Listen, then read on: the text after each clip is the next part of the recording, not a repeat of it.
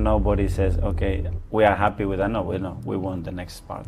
I don't want to feel arrogant, but I have quite experience to win the Premier League or titles. City are the history makers. For the first time ever, an English club have won 4 titles in a row. This, enjoying the noise, enjoying the bullets, enjoying the expectations, because this is what you want to be. When everybody has the same fixture, same games being played, and after we have the different, many things is going to happen, I said 2 weeks ago.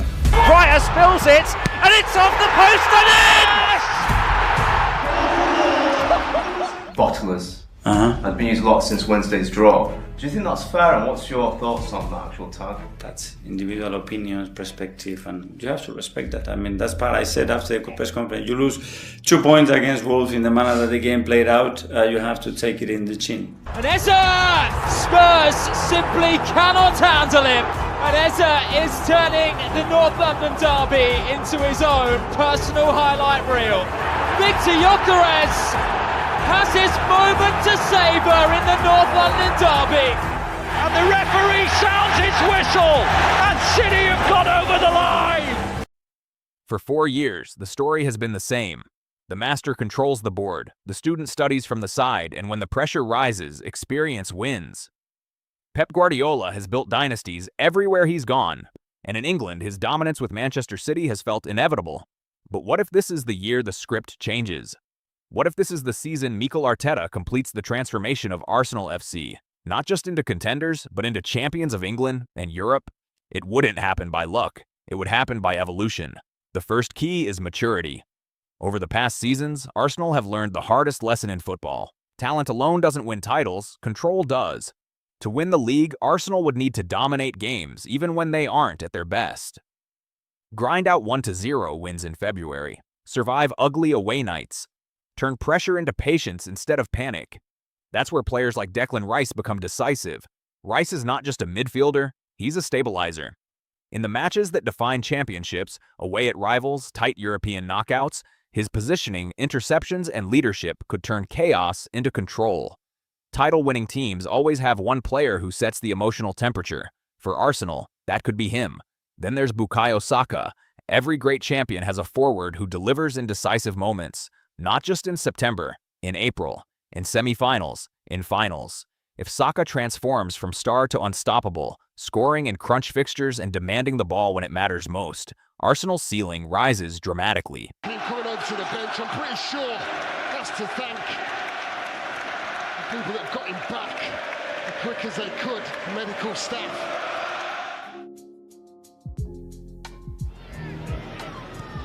Saka. He's left behind Marcel. He's teasing Prudence.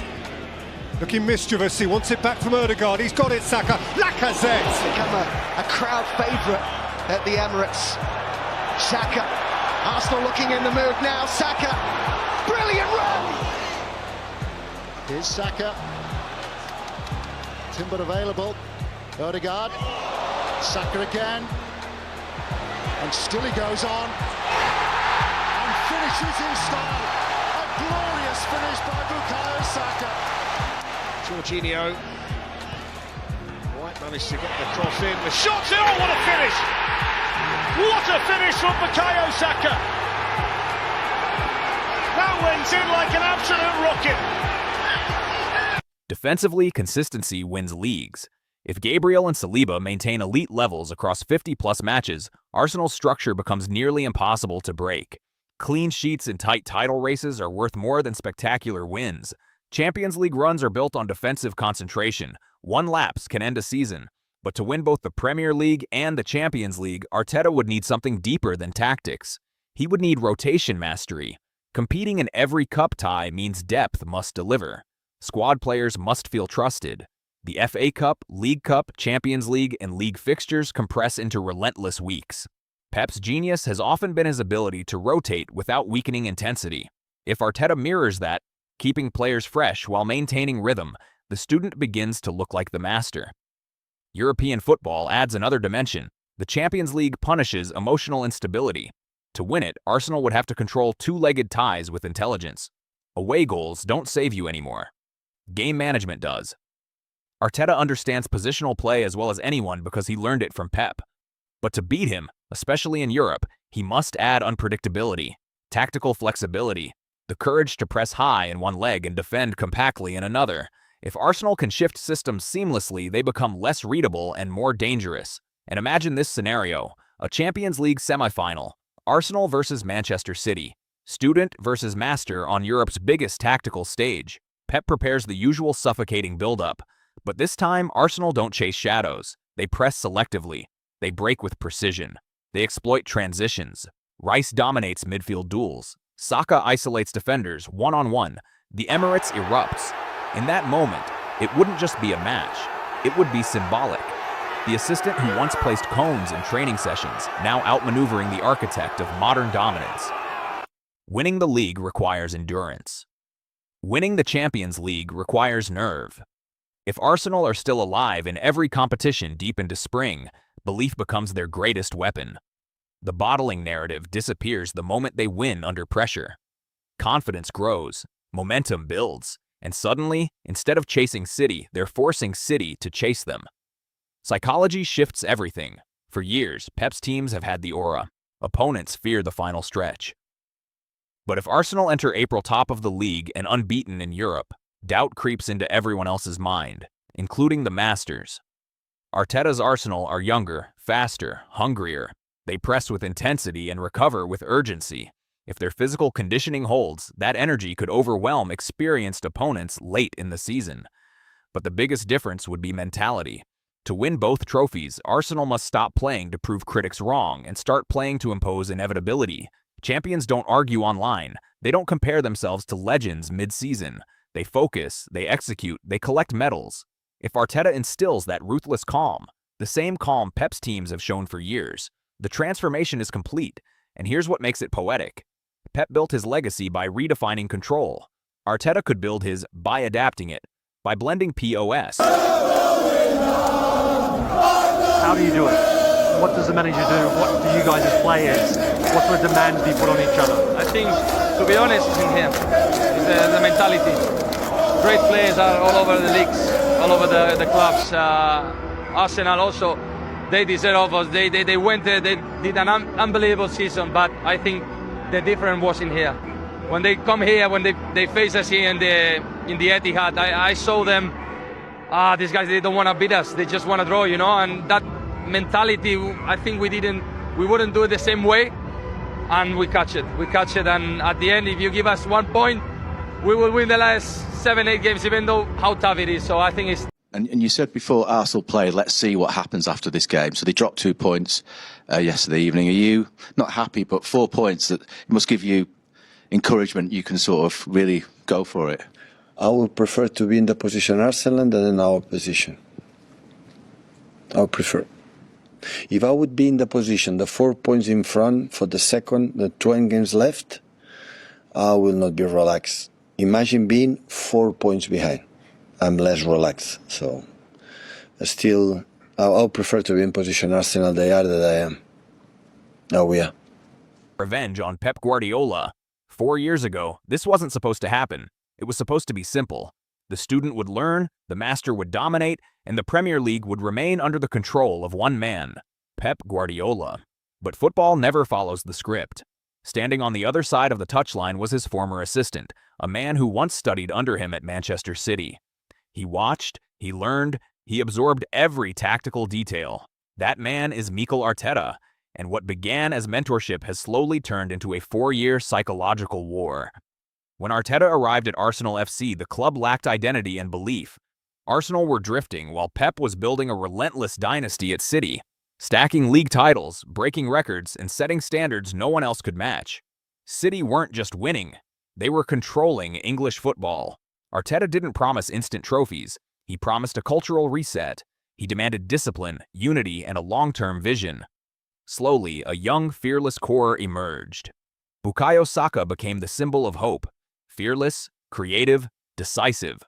Declan Rice arrived as a £100 million statement signing, bringing leadership and steel to midfield.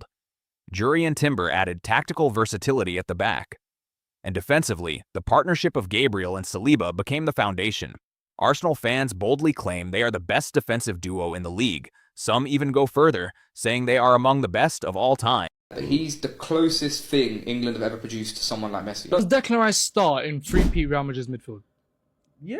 Over Casemiro, yes. Patrick Vieira is a better footballer than Steven Gerrard, and we've even got players on the rise like Declan Rice. There's a rumour right now, Nick, yeah, that they're trying to say Martinelli, Mbappe plus money swap deal. Yeah. I don't agree with that. Hot take, that's not really a hot take. If Arsenal win the Premier League this season, Gabriel Jesus will be in the top 5 Premier League strikers of all time. Stay silent until you hear a better player than William Saliba. Is William Saliba better than Maldini? Well, I'd love to say that Maldini is a great centre-back, but I think Saliba could come for his positions. Saka is the best right winger in the world because he can do everything. He can tackle, he can hold the ball. He's not the best right winger in the world. I think he is because I think he's just all round. He's better than Lamine Yamal. Yeah, much better than you. Yeah, much better than you. That confidence, however, is exactly what fuels the hate from rival supporters, because the comparisons started getting louder. Saka compared to legendary wingers. Saka is the best right winger in the world because he can do everything. He can tackle, he can hold the ball. He's not the best right winger in the world. I think he is because I think he's just all round. He's better than Lamine Yamal. Yeah, much better than you. Yeah, much better than you. He wouldn't be effective in the Premier League. He'd look more like Madueke in the Premier League. Whereas Saka, he plays within a team, a strong team, and he does everything. So that's why I love Saka so much. Is he better than Dembele? Dembele's not a winger anymore. Well, Dembele... Is he better than Doué? I personally think for Arsenal, he's the best player they could have because... Well, you just said he's best in the world. Well, I think he is because I think if you put him in any team, and he might, in another league, in an easier league, playing for a Real Madrid or Barcelona, he might be a bit more fluid, a bit more attacking, but because he plays in a tough Premier League, he has to... You can see the difference when... I love Saka. I think he's brilliant. And I agree with what you're saying, but I don't necessarily agree he's the best player in the world. Rice mentioned alongside historic midfield generals. Arsenal fans arguing their defensive pairing belongs in all-time debates. To rivals, it sounded premature. Win something first, they say. Do it in May. Football culture respects achievement, not potential. And that's where the bottling narrative comes from. In recent seasons, Arsenal have led the league deep into the campaign. They've played brave, attacking football. They've pushed City harder than almost anyone else. But when the title pressure peaked, Manchester City didn't flinch. Pep's teams are built for the final stretch. They accelerate when others hesitate. They control when others panic. April and May have become their territory. That mental strength, built through years of winning, is what rival fans believe Arsenal still lack. Manchester City are 2-0 down. Oh my word. And then after second goal, I was like, no, it's impossible. It's impossible. This is our title. We need to win it. We're going to win it. If it's going to stay like that. In this case, you just need to think about, guys, just one goal. One goal, that's it. Then we're going to go again, and again. Here's Sterling. Fiondinia. And the far post. It's Ilkay Gundogan. So the substitution pays off. This talks about the importance of the collective and the team all the year. Getting that first goal was very important. The momentum changed. It was on our side. Here we go. We will go again. We're going to create a lot of chances. And we've got one hell of a 15 minutes here. This whole season stands before us. City are pressing hard now. Cena give us the confidence and the personality. I think it was massive. Zinchenko. The first time I thought it was putting in the other post, and I just... Rodri! Oh, race to perfection! It's Rodri from Manchester City! And it's 2-2 in the blink of an eye at the Etihad. The only space was between the hand of the keeper and the post. In that moment, honestly, I believe that we can do it. Go on! Bring it down! Yes! Now there's nothing to believe again.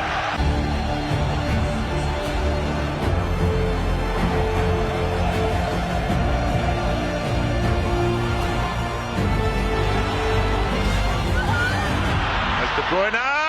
Yes!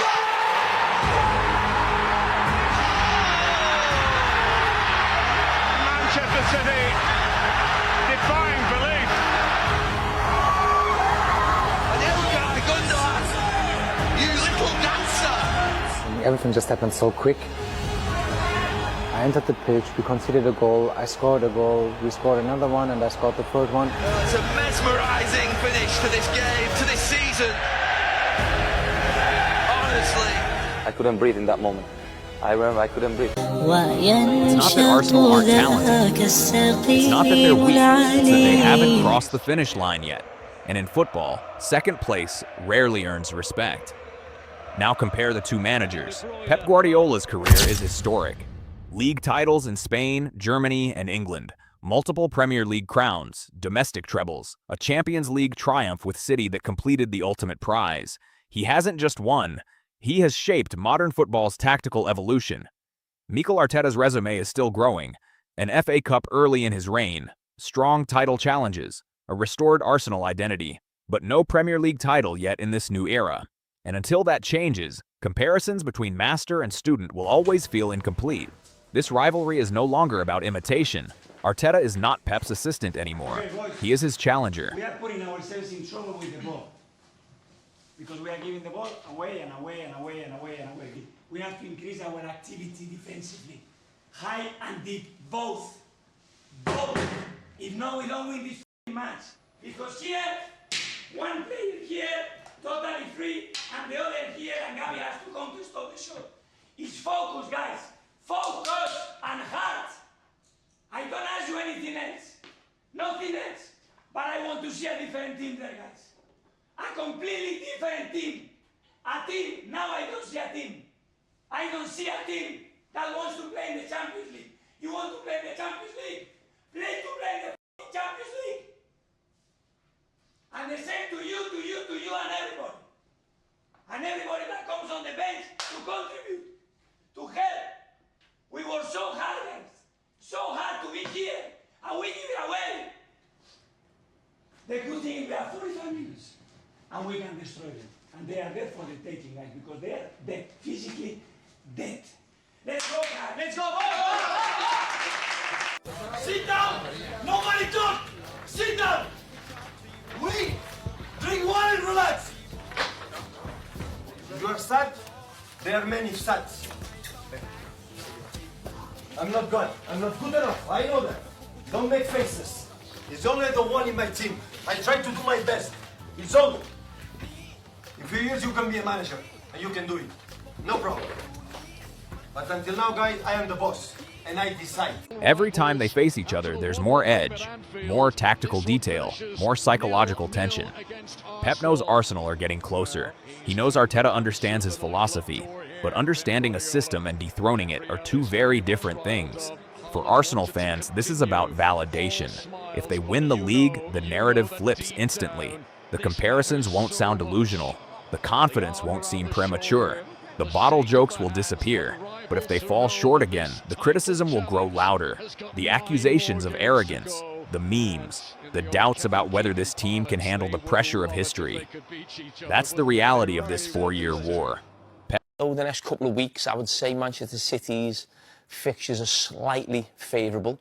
So I think that sort of gap that Arsenal have got right now, that is 5 points, but in reality it's probably 2 points with the game in hand. I could see that closing before they play each other in the actual Carabao Cup final, which is obviously before the big league game. But yeah, there's still a long way to go. I think we're not quite into March yet. And I think Sir Alex Ferguson, the guy who knows it better than anybody, a title running, he always spoke about dropping points in March and April, almost feeling like you can't rectify that. There's not enough time, basically. So we're getting very close to that part of the season. So when people say Arsenal are overreacting and are very emotional, at times if you look at Arteta on the sideline, maybe, but he knows how much it means. And as a player, you look at every single detail. I remember going before a game and just thinking, I don't know if I can do this. It's too much for me. And then, you know, you win your first challenge and then you grow into it. And that's what Arsenal have to do. Yeah, that fear of success is a really Correct. strange phenomenon. But for Manchester City